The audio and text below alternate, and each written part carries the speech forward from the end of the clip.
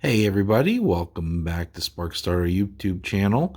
I just want to share with you guys a book I've been reading through about gravity trains. Pretty cool concept. You don't hear very often about a train that would be near zero energy to transport things through the earth. So here's how the gravity train would work.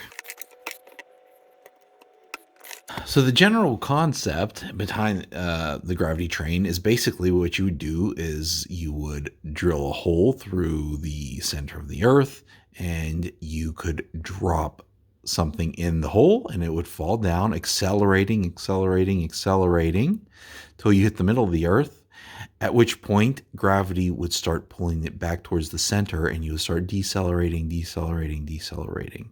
and you would slow down and exit at the opposite side of the earth. And of course, you would not be able to drill through the earth because of issues with magma and lava and such, but the concept could still be applied in shallower portions of the earth. So what you could do is mine through a portion of the crust of the earth, and what it would look like at the entrance would be a hole at a bit of an angle.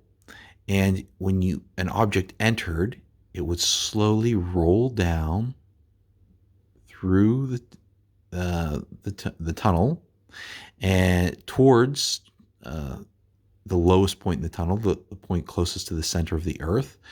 It would accelerate towards the center of that point, and at which point it would pass that point, and then it would start to decelerate. And as long as you could have a low friction, no friction environment inside of your tunnel, it would exit at the opposite end. And the way to think about this would be similar to a pendulum that would have potential energy entering, swinging down through, and then exiting with the exact same amount of potential energy at the exit of the gravity train tunnel. So, well, how big would you need to make this tunnel in order to have a demonstration of the gravity train? And it turns out, according to Francis Graham, that you could do a demonstration concept model in as little as 16 kilometers, and you would need a maximum depth of about 16 feet or 4.9 meters. So, and here's some of his illustrations depicting what the train might look like. You may have sort of an aerodynamic train, which has sort of a orifice or air orifices at the bottom that would levitate it on a cushion of air. And then you could propel it with a fan or some kind of jetpack or something to give it a little bit more energy, or to overcome whatever little turbulent friction losses would be here in the air around the craft.